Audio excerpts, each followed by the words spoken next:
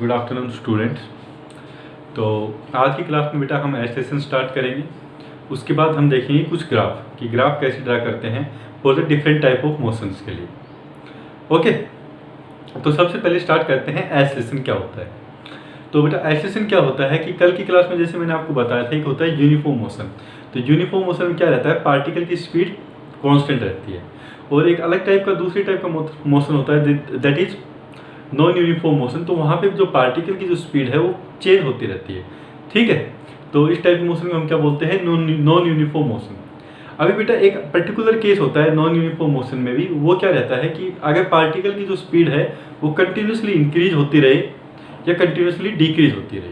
ठीक है, तो कंटिन्यूसली इंक्रीज होती रहे या फिर कंटिन्यूसली डिक्रीज होती रहे, तो इस टाइप के मोशन के लिए हम एक टर्म डिफाइन करते हैं, वो रहता है क्या, एस्ट्रेशन।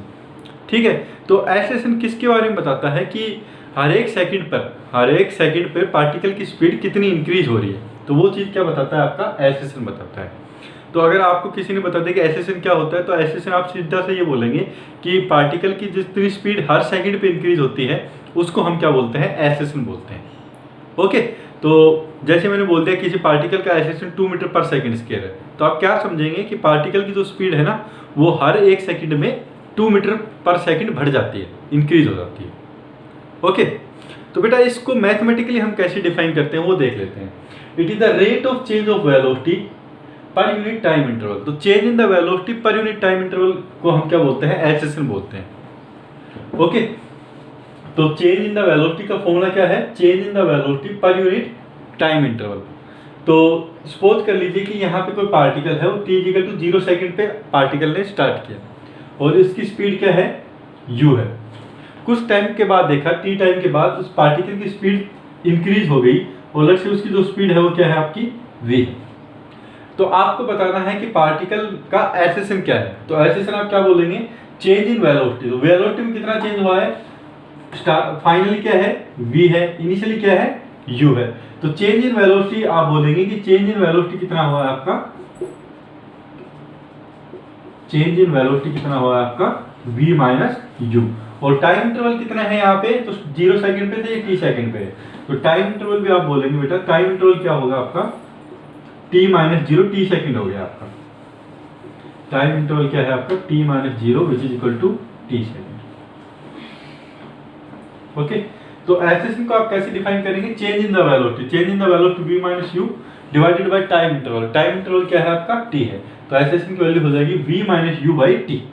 तो बेटा बहुत इंपॉर्टेंट फॉर्मूला है, आप सभी को ये फॉर्मूला याद रखना है कि एस्ट्रेशन क्या होता है, चेंज इन द वेलोसिटी, तो final velocity minus initial velocity, ये चेंज हो गया, divided by time interval. Time interval यहाँ पे 0 सेकंड था, यहाँ पे t सेकंड, तो t - 0 तो t सेकंड क्या है, टाइम इंटरवल है। तो एस्ट्रेशन क्या आ जाएगा आपका, v - u/t। ओके, तो बेटा यहाँ पे भी जो नॉन यूनिफॉर्मली एक्सेलरेटेड मोशन है उसमें भी दो टाइप के केस बनते हैं। एक तो होता है यूनिफॉर्मली एक्सेलरेटेड मोशन। ठीक है, मैंने क्या बताया, एक तो यूनिफॉर्म मोशन होता है, यूनिफॉर्म मोशन मतलब स्पीड कांस्टेंट। एक होता है non uniform motion. Non uniform में मैं दो तरह के केस बता रहा हूँ। एक तो यूनिफॉर्मली एक्सेलरेटेड मोशन। तो यूनिफॉर्मली एक्सेलरेटेड मोशन का क्या मतलब है, जिसमें एक्सेलरेशन पार्टिकल क्या हो, कांस्टेंट हो। तो आपको एक्सेलरेशन पता चल गया, इसका फिजिकल मीनिंग क्या है एक्सेलरेशन का वो भी मैंने बता दिया कि एक्सेलरेशन क्या बताता है कि किसी भी एक सेकंड में पार्टिकल की स्पीड कितनी इंक्रीज होगी, तो एक्सेलरेशन बताता है आपका। ओके, तो एक दो तरह के मोशन होते हैं। अब नॉन यूनिफॉर्मली एक्सेलरेटेड में दो तरह के केस होते हैं। एक तो होता है क्या, यूनिफॉर्मली एक्सेलरेटेड, दूसरा होता है नॉन यूनिफॉर्मली एक्सेलरेटेड। तो यूनिफॉर्मली एक्सेलरेटेड मोशन कौन सा होता है, जिसमें एक्सेलरेशन होता है पार्टिकल का वो कांस्टेंट रहे। ठीक है, तो कांस्टेंट होगा एक्सेलरेशन, किसी भी पार्टिकल का कांस्टेंट होगा, तो इसका क्या मतलब है कि उसकी जो स्पीड है ना पार्टिकल की, वो कॉन्स्टेंटली मतलब एक ही स्पीड से इंक्रीज होगी। तो जैसे मैं बोल रहा हूँ आपका, जैसे एक एग्जांपल दे रहा हूँ मैं आपको, कोई पार्टिकल है वो 2 मीटर पर सेकंड से चल रहा है स्टार्टिंग में, t = 0 पे। 1 सेकंड बाद सपोज कर लीजिए कि उसकी स्पीड 4 हो गई, 2 सेकंड के बाद लग से 6 हो गई, 3 सेकंड के बाद 8 हो गई। तो आप देख रहे हैं कि हर एक सेकंड में पार्टिकल की जो स्पीड है वो 2 मीटर पर सेकंड इंक्रीज हो रही है हर एक सेकंड में। ओके, तो इस तरह को मोशन को बोलते हैं हम यूनिफॉर्मली एक्सेलरेटेड मोशन। मतलब हर एक सेकंड में जो स्पीड में इंक्रीज हो रहा है वो आपका यूनिफॉर्म हो रहा है। हर एक सेकंड में 2 मीटर पर सेकंड ही आपकी स्पीड इंक्रीज हो रही है। अभी मैं जैसे एक और केस बताता हूँ आपको। सपोज कर लीजिए कि पार्टिकल की starting speed 2 metre per second है, एक सेकंड के बाद देखा आपने उसकी स्पीड 10 होगी, ठीक है। दूसरी सेकंड के बाद देखा उसकी स्पीड आपने देखा कि वो 12 है, ठीक है। थर्ड सेकंड के बाद देखा particle speed 8 metre per second है, ठीक है। तो यहाँ पे आप देख रहे हैं कि हर एक सेकंड में स्टार्टिंग में 8 इंक्रीज हुआ, फिर 3 इंक्रीज हुआ, फिर कम हो गई पार्टिकल की स्पीड -2 कम हो गई। पार्टिकल की स्पीड है वो 2 मीटर पर सेकंड स्केयर से कम हो गई आपकी थर्ड सेकंड पे। तो यहाँ पे आप देख रहे हैं कि जो पार्टिकल की जो स्पीड है वो ना तो यूनिफॉर्मली इंक्रीज हो रही है ना ही यूनिफॉर्मली डिक्रीज हो रही है, ठीक है। तो कोई पैटर्न नहीं है उसकी स्पीड में, ओके। या तो सडनली इंक्रीज हो रही है, फिर बहुत कम इंक्रीज हो रही है, या फिर सडनली डिक्रीज हो जाती है आपकी स्पीड, ठीक है। तो इस तरह के मोशन को हम बोलते हैं नॉन यूनिफॉर्मली एक्सेलरेटेड, मतलब पार्टिकल की जो एक्सेलरेशन है वो कांस्टेंट नहीं है। और जहां पे पार्टिकल की जो स्पीड है वो यूनिफॉर्मली एक ही रेट से बढ़ रही है, तो उसको हम क्या बोलते हैं, यूनिफॉर्मली एक्सेलरेटेड मोशन, ओके। तो ये जो मैंने एक्सेलरेशन की जो इक्वेशन लिखी है ना, ये v minus you by T, ये इक्वेशन किस केस में है, फॉर यूनिफॉर्मली एक्सेलरेटेड मोशन के केस में।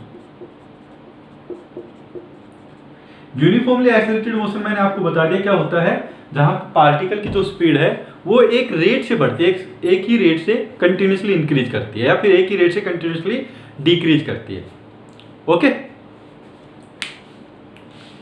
तो यहाँ पे मैं आपको एक बार डिफाइन भी कर देता हूं uniformly accelerated motion, non uniformly accelerated motion क्या होता है।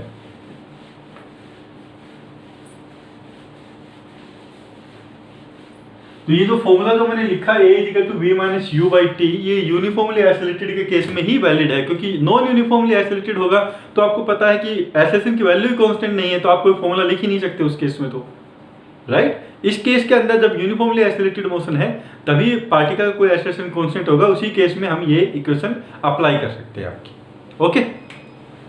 तो यूनिफॉर्मली एक्सेलरेटेड क्या होता है, uniformly accelerated motion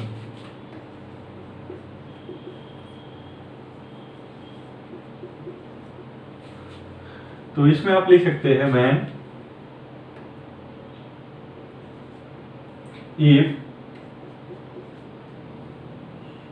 speed of a particle, if velocity of a particle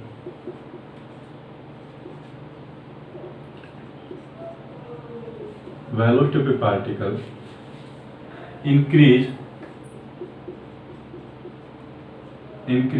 or decrease at constant rate,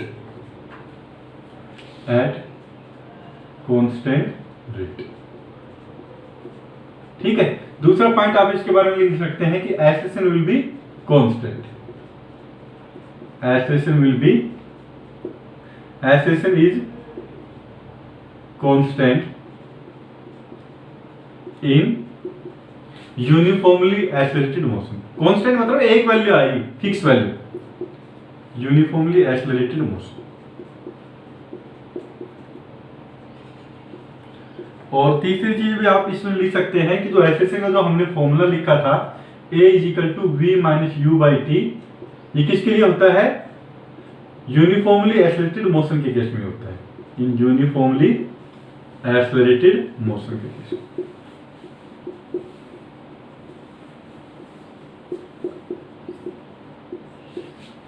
okay, तो बेटा ये 3 पॉइंट आप इसके बारे में याद रखेंगे यूनिफॉर्मली एक्सेलरेटेड के बारे में, ठीक है। नॉन यूनिफॉर्मली एक्सेलरेटेड आपके सिलेबस में नहीं है, लेकिन मैं उसकी डेफिनेशन आपको दी गई है, ओके। तो नॉन यूनिफॉर्मली एक्सेलरेटेड की आप डेफिनेशन याद रखेंगे, नॉन यूनिफॉर्मली एक्सेलरेटेड आपके सिलेबस में यूनिफॉर्मली एक्सेलरेटेड है, ठीक है। तो आप इसी के बारे में याद रखेंगे कि यूनिफॉर्मली एक्सेलरेटेड में क्या होता है, एक तो ये एक्सेलरेशन वाली इक्वेशन रहती है, और इसमें स्पीड है जो पार्टिकल है वो कंटिन्यूसली इंक्रीज होती है एक ही रेट से, ओके। नॉन यूनिफॉर्मली अगर if the velocity of particle, if velocity of particle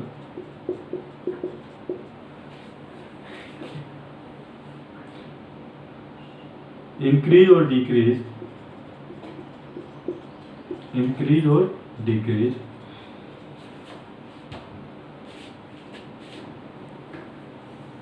if velocity particle increase or decrease not at constant rate, if velocity of particle is not increasing, यहाँ पे देखिए velocity of particle is not increasing or decreasing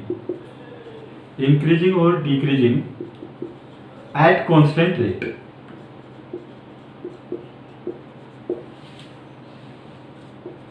okay दूसरा point क्या लिख सकते हैं इसमें, assertion आपका क्या नहीं रहेगा, कांस्टेंट नहीं रहेगा इसमें।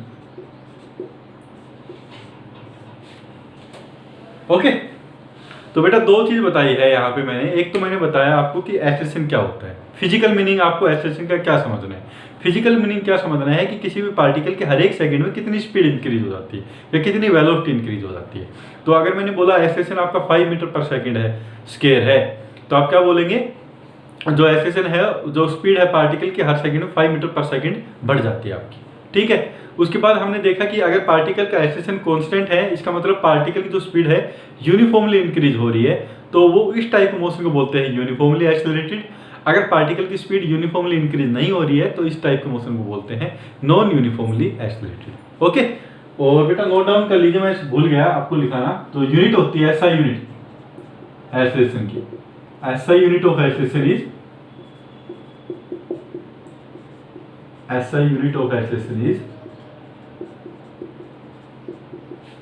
Metre per second square. जो SI यूनिट होती है एक्सेलरेशन की वो क्या होती है आपकी, metre per second square. Okay, तो अभी बेटा ग्राफिकल रिप्रेजेंटेशन देखेंगे। तो आपको मैंने 2-3 तरह के मोशन के बारे में बता दिया है अभी तक। एक तो मैंने बताया था यूनिफॉर्म मोशन और यूनिफॉर्मली एक्सेलरेटेड मोशन। बच्चे बहुत कंफ्यूज होते हैं इस चीज में। यूनिफॉर्म मोशन मतलब स्पीड कांस्टेंट। अगर मैंने पूछा आपसे किसी पार्टिकल की स्पीड कांस्टेंट है तो एक्सेलरेशन क्या होगा, तो एक्सेलरेशन तो आप बोलेंगे कि एक्सेलरेशन तो change in the velocity v - u/t। तो चेंज इन द वेलोसिटी कुछ हुई नहीं अगर पार्टिकल की स्पीड कांस्टेंट है तो। ठीक है, तो एक्सेलरेशन हमेशा 0 रहेगा। किसके केस में, यूनिफॉर्म मोशन के केस में। यूनिफॉर्म मोशन के केस में एक्सेलरेशन 0 रहेगा। यूनिफॉर्मली एक्सेलरेटेड मोशन के केस में एक्सेलरेशन रहेगा और उसकी एक कांस्टेंट वैल्यू रहेगी। ठीक है, और नॉन यूनिफॉर्मली एक्सेलरेटेड मोशन के केस में पार्टिकल की जो एक्सेलरेशन रहेगा वो भी कांस्टेंट नहीं रहेगा। ओके, ये 3 पॉइंट आप याद रखिए। 3 तरह के मोशन बता दिए मैंने, uniform motion, uniformly accelerated motion and non uniformly accelerated motion. Okay, तो बेटा अभी ग्राफिकल रिप्रेजेंटेशन देखने वाले हैं कि डिफरेंट टाइप के मोशंस के लिए, जैसे यूनिफॉर्म मोशन के लिए भी, यूनिफॉर्मली एक्सेलरेटेड मोशन के लिए भी हमको ग्राफ ड्रा करने पड़ेंगे, स्पीड का टाइम के साथ, वेलोसिटी का टाइम के साथ और एक्सेलरेशन का टाइम के साथ। तो बेटा सबसे इंपॉर्टेंट चीज़ क्या है कि आपको पता होना चाहिए कि मैं स्ट्रेट लाइन इक्वेशन कैसे ड्रॉ करता हूँ, क्योंकि यहाँ पे मोस्ट ऑफ द टाइम जितने भी ग्राफ होंगे वहाँ पे आपकी जो इक्वेशन बनेगी वो स्ट्रेट लाइन इक्वेशन बनेगी। ओके, तो सबसे पहले तो हम देखते हैं कि how we can draw the straight line equation, क्योंकि अभी तक शायद आपने क्लास 9 के मैथमेटिक्स में स्ट्रेट लाइन इक्वेशन के बारे में नहीं पढ़ा है आपने।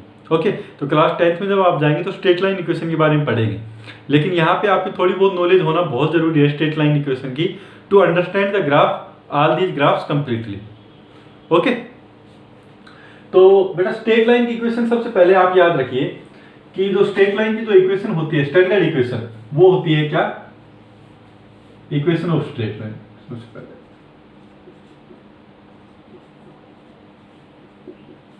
Equation of straight line. तो बेटा इसकी स्टैंडर्ड जो इक्वेशन होती है, स्टैंडर्ड इक्वेशन याद रखिए सबसे पहले तो आप, y = mx + c। अब मैं मतलब बताता चलूंगा आपको ये m का क्या होता है, c क्या होता है, बाद में देख लेंगे। सबसे पहले तो आप याद रखिएगा कि जो स्टैंडर्ड इक्वेशन होती है स्ट्रेट लाइन की, क्या होती है, y = mx + c। ये स्टैंडर्ड इक्वेशन होती है किसी भी स्ट्रेट लाइन की। ओके, तो अभी आप इस इक्वेशन को भूल जाइए। अभी मैं 2-3 आपको एग्जांपल देता हूं, आपको बताना है कि उसका ग्राफ आप कैसे ड्रॉ करेंगे। तो y = जैसे आपको दिया हुआ है, y = 2x आपको दिया हुआ है। ओके, आपको ग्राफ ड्रॉ करना है x एक्सिस और y एक्सिस पे। तो सपोज कर लीजिए ये आपकी x एक्सिस है, ये आपकी है y एक्सिस। तो बेटा ये है आपकी क्या, स्ट्रेट लाइन इक्वेशन है, जहां पे भी y की पावर 1 हो और x की पावर भी 1 हो। तो ये y की पावर भी 1 है ना, यहाँ पे भी x की पावर 1 है। जहाँ पे y की पावर भी 1 हो, x की पावर भी 1 हो पूरी इक्वेशन के अंदर, तो वो आप हमेशा अज्यूम कर लेना कि वो इक्वेशन कौन सी है, आपकी स्ट्रेट लाइन इक्वेशन है। ओके, अगर आपको जैसे ये दे दिया y equal to 2x plus root x, ऐसा कुछ करके दे दिया, तो यहाँ पे आप देखें, यहाँ तो ठीक है y की 1 है, x की 1 है, x की पावर 1/2 होगी ये, ठीक है, यहाँ पे 1/2 होगी, तो ये स्ट्रेट लाइन इक्वेशन नहीं है। ओके, तो y की पावर भी 1 होनी चाहिए, आपकी x की पावर भी 1 है, then only you can say that equation is straight line equation. Okay, तो यहाँ पे y की पावर भी 1 है, x की पावर भी 1 है, तो ये आप बोल देंगे ये क्या है, आपकी स्ट्रेट लाइन इक्वेशन बनेगी। ओके, अब इसका ग्राफ कैसे ड्रॉ करेंगे आप, तो इसके लिए बेटा स्ट्रेट लाइन इक्वेशन के लिए आपको हमेशा याद रखिए, कोई भी स्ट्रेट लाइन की इक्वेशन ड्रॉ करने के लिए आपको 2 पॉइंट चाहिए। अगर आप 2 पॉइंट ड्रॉ कर पाते हैं, उसके बाद उस स्ट्रेट लाइन इक्वेशन को आप ड्रा कर पाएंगे। तो यहाँ पे कोई भी, जैसे कि ये है, इस एक्सिस पे मैंने ले लिया, लेट्स से ये है x और ये है y, तो x इज इक्वल टू 0, मैंने कोई भी 2 पॉइंट ले लें मेरे, ठीक है, तो x इज इक्वल टू 1 तो मैंने ले लिया 0, तो x इज इक्वल टू अगर आप 0 पुट करेंगे तो y की वैल्यू क्या आएगी, यहाँ पे आप बोलेंगे 2 आ गई, नहीं सॉरी, y की वैल्यू क्या हो जाएगी 0, एक पॉइंट आ गया है आपका। दूसरा पॉइंट जैसे यहाँ पे करेंगे, x की वैल्यू 1, तो y की वैल्यू क्या हो जाएगी बेटा, y की वैल्यू आपकी हो जाएगी क्या 2। ओके, तो 2 पॉइंट आ गए आपके। तो आपको हमेशा याद रखना है, एक तो आपको पता होना चाहिए स्ट्रेट लाइन इक्वेशन क्या होती है, तो उसके लिए आप क्या याद रखेंगे कि x की पावर भी 1 होनी चाहिए पूरी इक्वेशन में, y की पावर भी आपकी क्या होनी चाहिए 1 होनी चाहिए। ओके, दूसरी चीज क्या बताई मैंने, जैसे आपको पता चल गया ये स्ट्रेट लाइन इक्वेशन है, तो आप क्या करेंगे, आपको 2 पॉइंट पता होना चाहिए to draw the straight line equation. तो 2 पॉइंट कौन कौन से होने, 2 पॉइंट आप कोई भी 2 पॉइंट पता होना चाहिए कि उन पॉइंट्स के ऊपर y की वैल्यू क्या है। तो यहाँ पे मैंने एक पॉइंट मान लिया x इक्वल टू 0, तो y की वैल्यू आपने पुट किया है यहाँ पे, तो y की वैल्यू 0 आई, y की वैल्यू 0 आई। दूसरा आपने क्या किया, x की वैल्यू आपने 1 सब्स्टिट्यूट की, तो y की वैल्यू आपकी क्या आ गई 2 आ गई।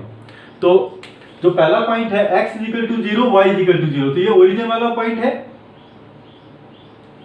दूसरा पॉइंट है x इक्वल टू 1, तो सपोज कर लीजिए ये आपका x इक्वल टू 1 है, तो y इक्वल टू 2, तो y इक्वल टू 2 आप अज्यूम कर लीजिए ये है आपका x equal to 1, y equal to 2, तो 2 पॉइंट मिल गए आपको। तो जैसे आपको 2 पॉइंट मिल जाएंगे, आपको क्या करना है, उन दोनों पॉइंट को ज्वाइन करते हुए एक सीधी रेखा खींच देनी है, एक स्ट्रेट लाइन खींच देनी है, वही आपकी क्या होगी, वही आपकी होगी स्ट्रेट लाइन की इक्वेशन। ओके, तो ग्राफ से जब आप ड्रा करेंगे तो इन दोनों पॉइंट्स को आपस में ज्वाइन करेंगे, तो ये आ गई क्या आपकी स्ट्रेट लाइन इक्वेशन आ गई। तो ओके, ये थोड़ा सा अजीब सा बन गया है, एक मिनट।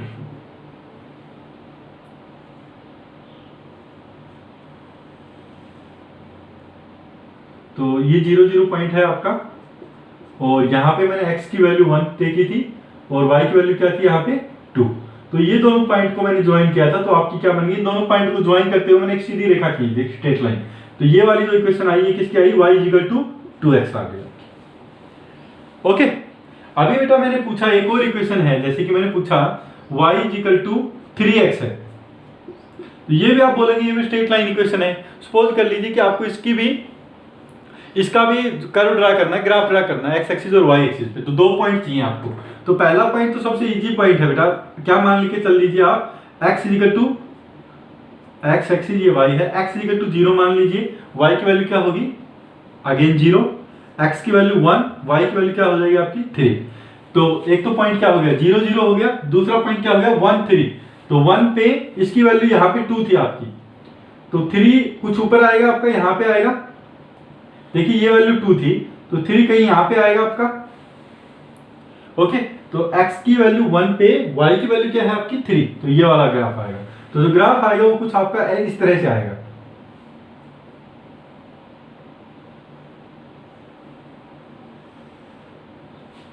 ओके, तो बेटा ये y इक्वल टू 2x थी, ये आ जाएगी क्या y equal to 3x।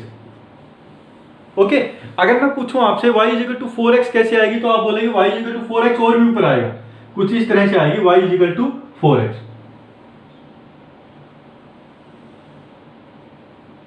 y equal to ये क्या आ जाएगी आपकी y इक्वल टू 4x।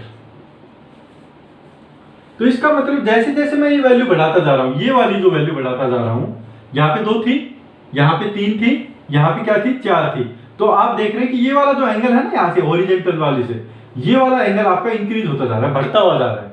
यहाँ पे कम था 2x पे, 3x पे आपने देखा कि आपकी जो ये वाला जो एंगल है ये बढ़ गया है, और 4x पे आपने क्या देखा कि ये वाला जो एंगल है ये आपका और बढ़ गया है,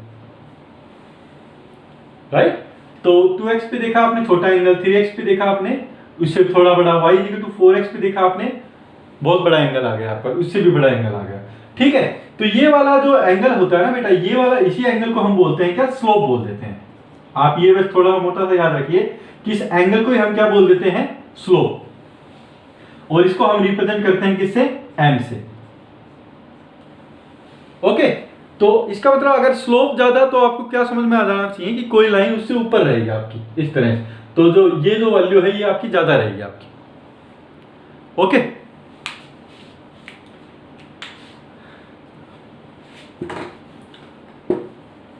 तो अभी देखो बेटा, अब एक और इक्वेशन ड्रॉ करते हैं इसी के केस में।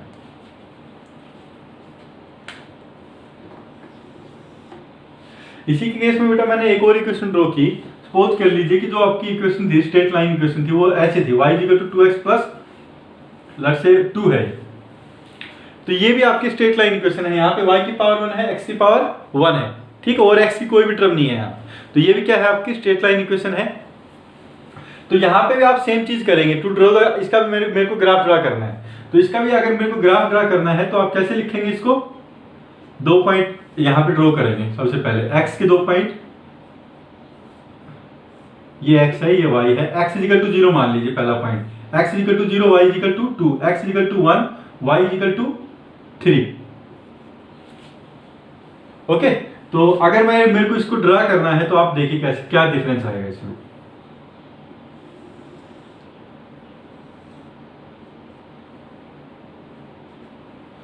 तो सपोज कर लीजिए ये है आपका x एक्सिस और ये है हमारा y एक्सिस। तो x इक्वल टू 0 पे y की वैल्यू क्या है, 2, और x इक्वल टू 1 पे y की वैल्यू क्या है, 3। तो यहाँ पे 3 होगा, ये 1 है हमारा। तो इन दोनों पॉइंट को ज्वाइन करते हुए एक स्ट्रेट लाइन मेरे को खींचनी है। ओके, तो ये वाली जो ग्राफ आया, ये वाली जो कर्व आई, ये कौन सी आ गई आपकी, y equal to 2x plus 2।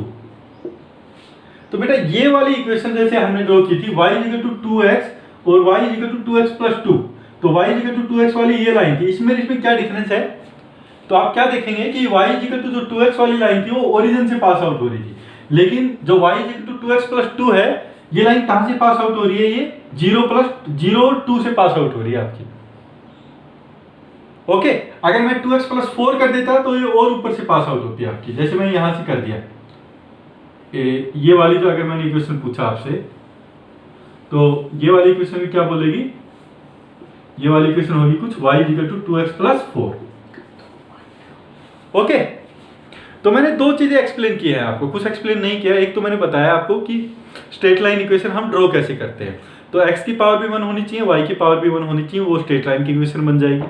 दूसरी चीज मैंने बताया कि एक होता है हमारा स्लोप, तो जैसे m, अगर इसकी वैल्यू बढ़ती जाएगी तो आपको क्या पता चला कि जो एंगल है ना x एक्सिस से, वो आपका बढ़ता हुआ जाएगा।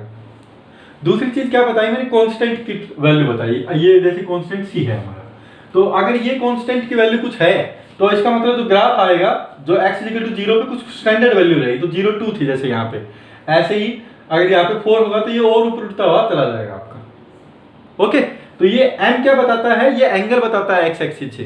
m क्या बताता है, ये बताता है एंगल और स्लोप के बारे में। ये क्या बताता है, एंगल विद x एक्सिस और स्लोप। और ये c क्या बताता है आपका, point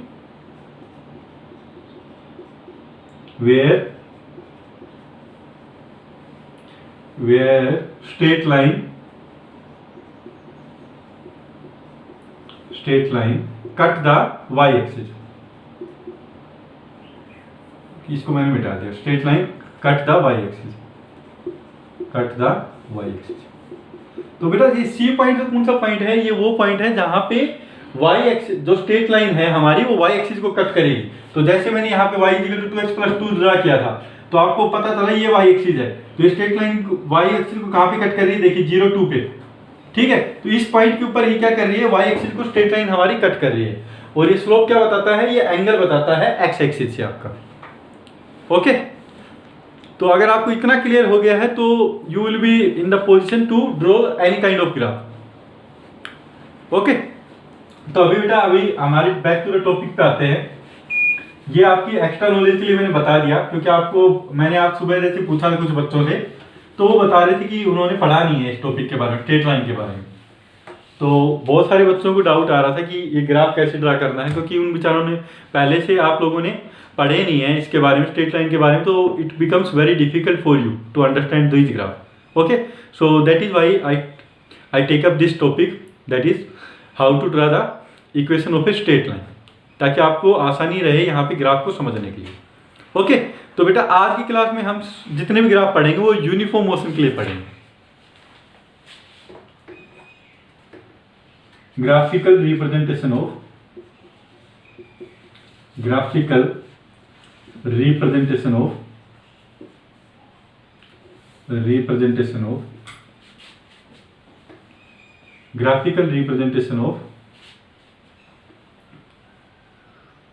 uniform motion.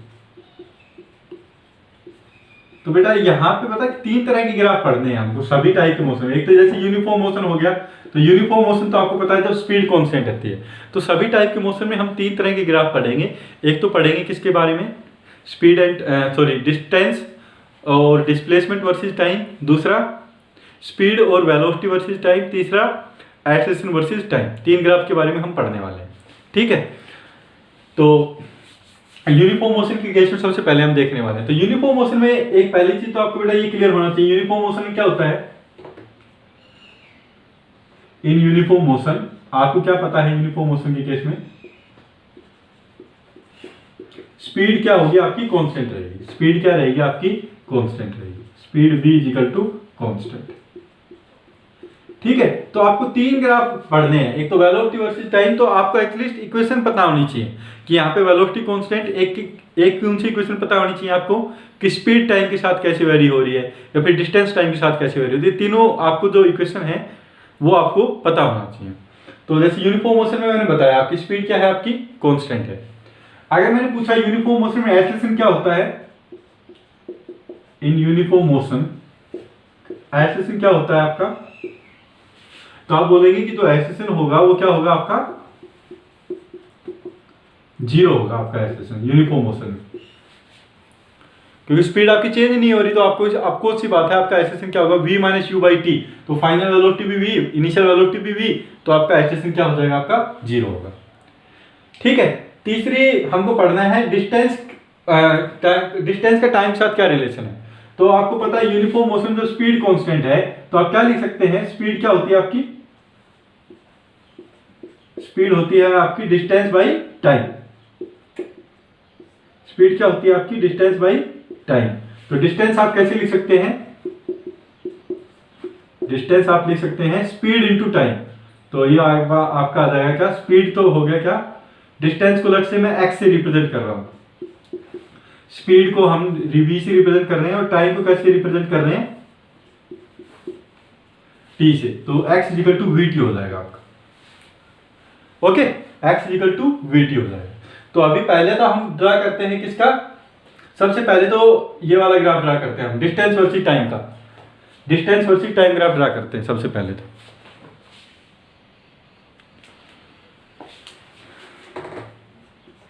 Distance versus time किसके केस में बेटा, ये है यूनिफॉर्म मोशन के केस में। तो सबसे पहले तो आप इक्वेशन लिखेंगे कि इक्वेशन का क्या रिलेशन है। तो आपकी जो इक्वेशन दी हुई है वो है, डिस्टेंस क्या है, x is equal to vt। तो बेटा मैंने यहां पे क्या लिखा है, आप देखिए इसको कंपेयर कीजिए किस इक्वेशन से, y is equal to mx से कंपेयर कीजिए आप, प्लस c, इससे कंपेयर कीजिए आप। तो आपको यहां पे पता चल गया होगा कि y तो क्या है यहाँ पे x है, ठीक है, m क्या है यहाँ पे वेलोसिटी है, और x क्या है यहाँ पे टाइम है t। ये x और y वेरिएबल होते थे ना, इसमें x वेरिएबल होता था, x की वैल्यू के साथ y की वैल्यू वेरी करती थी। तो यहाँ पे टाइम की वैल्यू के साथ आपकी x की वैल्यू वेरी करेगी, डिस्टेंस की वैल्यू वेरी करेगी। और जो v है वो क्या है आपका कांस्टेंट है, तो ये स्लोप क्या है आपका v है। अगर कांस्टेंट की वैल्यू पूछूं तो आप कांस्टेंट की वैल्यू क्या बताएंगे, यहाँ पे आप 0 है मान सकते हैं यहाँ पे, तो कांस्टेंट की वैल्यू क्या है यहाँ पे 0 है। ओके, तो अभी बेटा अगर मेरे को ग्राफ ड्रॉ करना है तो देखिए आप, ये डिस्टेंस हो गया, डिस्टेंस वर्सेस टाइम का ग्राफ ड्रॉ करना है। तो y एक्सिस पे क्या आएगा आपका x आएगा, और x एक्सिस पे क्या आएगा आपका टाइम आएगा। अब बेटा मैंने ये वाला जो ग्राफ बताया था y equal to mx plus c, ठीक है, तो इसमें मैंने बताया था कि अगर c की वैल्यू आपकी 0 है तो कहां से पास आउट होगा ग्राफ, जो y एक्सिस पे जो कर्व है, जो ग्राफ है, अगर c की वैल्यू आपकी 0 है तो मैंने बताया था आपको वो कहां से पास आउट होती है, ओरिजिन से पास आउट होती है। y इक्वल टू जैसे 2x बताया था मैंने, तो ये ओरिजिन से पास आउट होगी।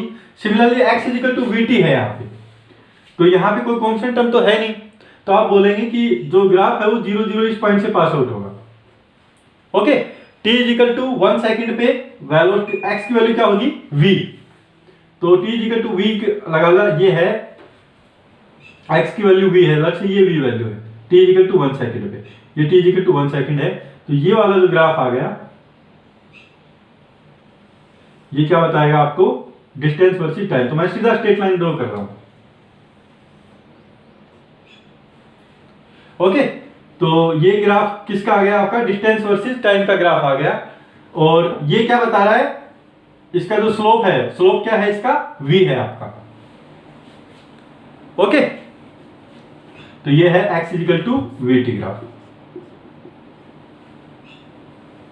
ओके, तो बेटा इसी में पूछ सकता है आपको कि आपको जैसे कि ये ग्राफ दे देगा वो, जैसे डिस्टेंस वर्सेस टाइम का ग्राफ दे देगा आपको, तो इसका जो स्लोप होता है वो क्या बताता है आपको, वेलोसिटी बता रहा है। इसका जो स्लोप है ये स्लोप, तो स्लोप क्या बता रहा है इसका, वेलोसिटी बता रहा है। तो अभी बेटा इसमें जैसे कि ऐसे करके दे देगा आपको टू कर्व, एक पार्टिकल की वेलोसिटी है, ये पार्टिकल ए के लिए है और ये पार्टिकल बी के लिए है, ठीक है, और ये डिस्टेंस वर्सेस टाइम ग्राफ है।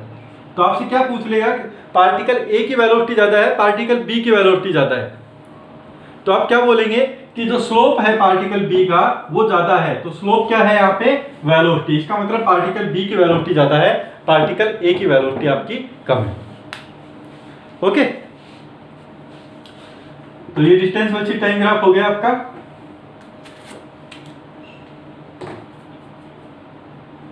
दूसरे दोनों ग्राफ बहुत इजी है बेटा। दूसरा ग्राफ है आपका किसका, डिस्टेंस के बाद हम ये ले लेते हैं आपका डिस्टेंस वर्सेस टाइम आपका हो गया, स्पीड वर्सेस टाइम ले लेते हैं अभी, बी स्पीड वर्सेस टाइम। अब आपको पता है कि जो स्पीड है वो आप पार्टिकल की चेंज है रही है यूनिफॉर्म मोशन में, स्पीड तो थ्रू आउट द मोशन आपकी कांस्टेंट रहेगी, एक ही रहने वाली है आपकी स्पीड। तो मतलब 0 सेकंड पे मैंने देखा तो पार्टिकल की स्पीड v, 1 सेकंड पे देखा पार्टिकल की स्पीड v, 2 सेकंड के बाद में देखा पार्टिकल की स्पीड क्या है v है। तो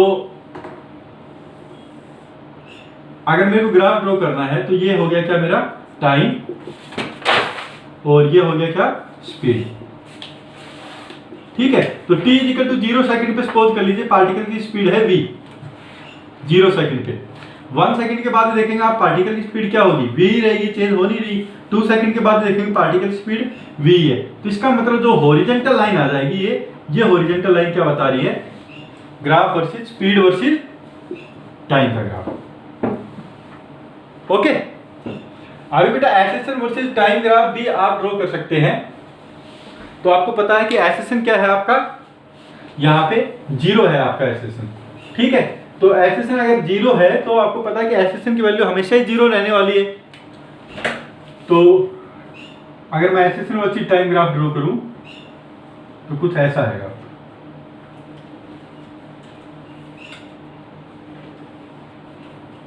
ये आपका एसेशन है और ये है टाइम। तो एसेशन वर्सेस टाइम ग्राफ मेरे को ड्रॉ करना है, एसेशन वर्सेस टाइम। तो एसेशन की वैल्यू क्या है आपकी 0 है, तो t इक्वल टू 0, 1 सेकंड पे 0 रहेगी क्योंकि थ्रू आउट द मोशन 0 ही है। तो ये जो हॉरिजॉन्टल लाइन आई एक्स एक्सिस टाइम एक्सिस पे, यही क्या बता रही है आपका एसेशन ग्राफ बता रही है, एसेशन वर्सेस टाइम ग्राफ। ओके, तो मैं ब्लू लाइन से इसको दिखा देता हूँ। तो एसेशन वेलोसिटी टाइम कर्व क्या आएगी आपकी, ये आ जाएगी आपकी। ओके, तो बेटा ये यूनिफॉर्म मोशन का आपका कंप्लीट हुआ। कल हम नॉन यूनिफॉर्म मोशन का केस देखेंगे। ओके, और आपको 3 इक्वेशन ऑफ मोशन जो बच गई है वो मैं आपको पूरा कंप्लीट करवाने की कोशिश करूंगा। यहाँ तक आपको कोई भी डाउट है तो आप मेरे से कल डाउट क्लास के अंदर पूछ सकते हैं। ओके, एंड सभी आज भी जैसे मैंने देखा बहुत सारे बच्चे हमारी डाउट क्लास के अंदर अटेंड नहीं कर रहे थे, so I request all of you please join the doubt class, क्योंकि ये आपके बेनिफिट के लिए है। तो जितने भी आपके डाउट है या किसी भी टॉपिक में आपको कोई भी डाउट आ रहा है तो आप डाउट क्लास में अपने क्लैरिफाई कर सकते हैं चीज़। Okay, so thank you.